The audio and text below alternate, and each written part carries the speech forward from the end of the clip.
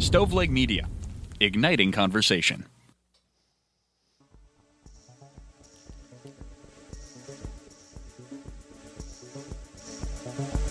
Welcome to True Crime to Go. What can I get for you? Yeah, give me a large order of trashy reality TV with a side of antifreeze, please. Pull up to the second window and we'll see you next crime. Welcome to True Crime to Go. I am John, here with Jamie. Good to have you back in the booth, sir. I have not listened last week. How did the intros go for True Crime to Go last week? I missed doing the intros, so Okay. I pitched the idea to you that I write one a week just so I can have a little fun with the intro. It is a good time. And this, of course, there's a crime here. Somebody gets hurt, but an interesting story nonetheless. This comes recommended from my wife because she watches 1,000 Pound Sisters, which is a reality show about two overweight siblings that live in Kentucky.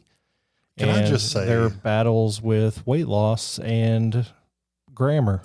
When I think of your wife, I think of like a prim and proper, not like a debutante, but like someone who doesn't have time for shenanigans. So to hear that she watches smut TV, like brings her back home to reality. I can handle 1,000 Pound Sisters. I draw the line at Love is Blind. Love is Blind. It's terrible. I've heard people talk about it, and it sounds like, don't they actually get married at the end of the show? I think like, so. Yeah, it's terrible. And it's a legit wedding. It's awful. But this show, so it's these two sisters, Tammy and Amy. Just a few months ago, there was another incident with this group. Amy was at a petting zoo in East Tennessee and got bit by a camel. And when she called authorities to make a report, they came to her car and found drugs and arrested her. Dang. So lots of drama around this show, but today's case is, but you said they were at a petting zoo. I was like, wow, we're going to pet them now. No, dang. It's a two-way petting zoo. It's what Jim said on The Office. You pet the animals, they pet you back. Oh God. All right. Well, who gets bit by a camel? Let's dive into this one. And as a matter of fact, why don't you get the ball rolling? Yeah, this goes back into their family. This isn't necessarily a crime that we saw on the show, but this is a story of Charles H. Ellis, a man whose life came to a chilling end in the 1980s and was killed by somebody who was close to him. He was killed by his own son, Charles T. Ellis. This case obviously has layers of betrayal. There's greed, and there's a lot of awful stuff behind this. So this story has resurfaced recently because of its connection to a popular reality TV star, which is Amy Halterman from the 1,000 Pound Sisters. Amy revealed in a teaser clip that her grandfather, Charles H. Ellis, was the victim of this horrific crime. She even mentioned this case, and it was detailed in Harry Spiller's true crime book, Murder in the Heartland, Book 2. So let's set the stage for this. November 1986, a seemingly ordinary small town community where really violent crime is kind of rare and you don't expect it. Charles H. Ellis, the father, was a man who trusted his family.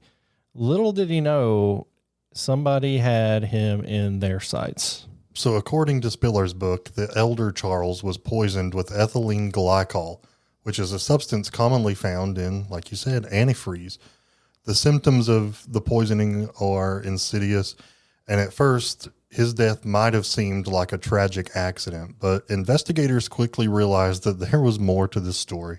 Before his death, Charles started experiencing acute renal failure. Now, the ethylene glycol, which he was given actual antifreeze, but that's the agent inside it that led to this, causes the kidneys to shut down, which leads to a painful and fatal condition. John, it's horrifying to think about. When we often talk about murders, it's usually violence, and I don't know, there's some bit of relief when the death is quick, but this type of murder takes days to kill somebody, and it's very, very painful. And he found out that it was his son, who is Amy Halterman's uncle, that was responsible for this.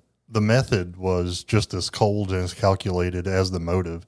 So according to reports, the younger Charles laced a pitcher of iced tea with antifreeze. Family members would later recall that the tea had a very strange, foul taste, But the most damning evidence came when Charles Ellis, the younger, admitted to bringing the tea to the state attorney for analysis before disposing of it. And we think now that that was a move that investigators now saw as a clear attempt to have control over the narrative.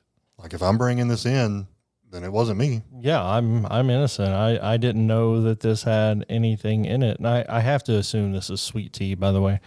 The motive behind the murder was pretty greedy. Charles T., again, the younger Ellis, wasn't just looking to kill his father, but he was after money. Spiller's investigation, he has several of those Murder in the Heartland books that are filled with interesting stories. But in his book, he revealed that young Charles forged his father's name on loans and cashed in on a disability life insurance policy after his death. So he's looking to get rich off of this murder. But Charles didn't cover his tracks very well, of course. When questioned by investigators just days after his father's death, they noticed something kind of odd. He had 7 or 8 small cuts on his arms, and these were cuts that he later claimed were related to cult rituals.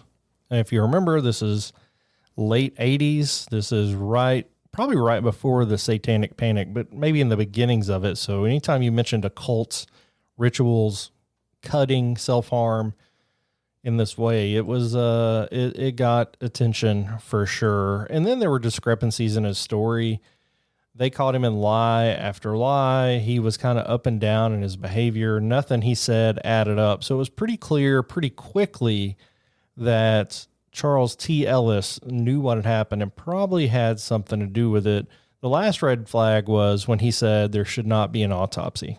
Yeah, and the case finally reached a turning point when Charles was given a polygraph test.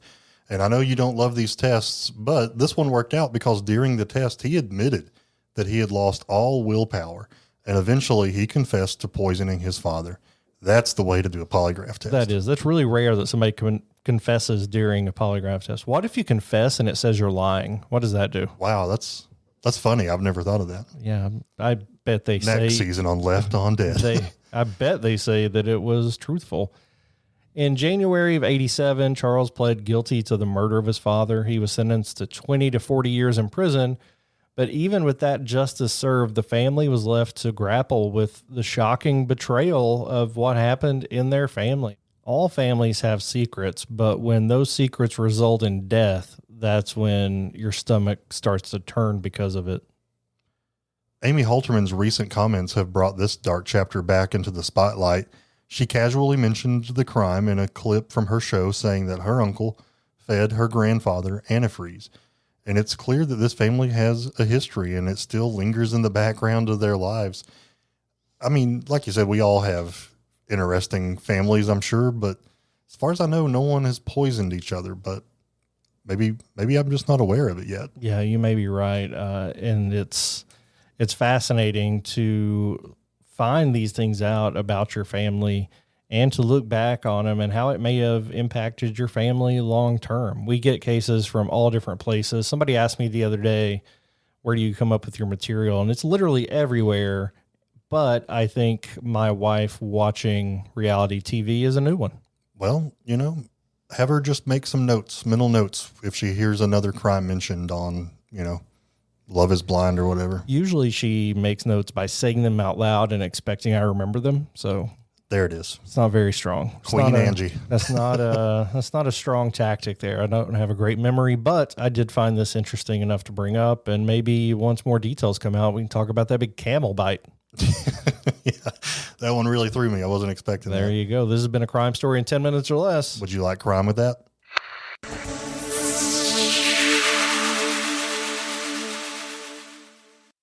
You've listened to True Crimecast, distributed by Stoveleg Media. Check out stoveleg.com to find out more about your hosts and to find other podcasts to listen to. Stoveleg Media, igniting conversation.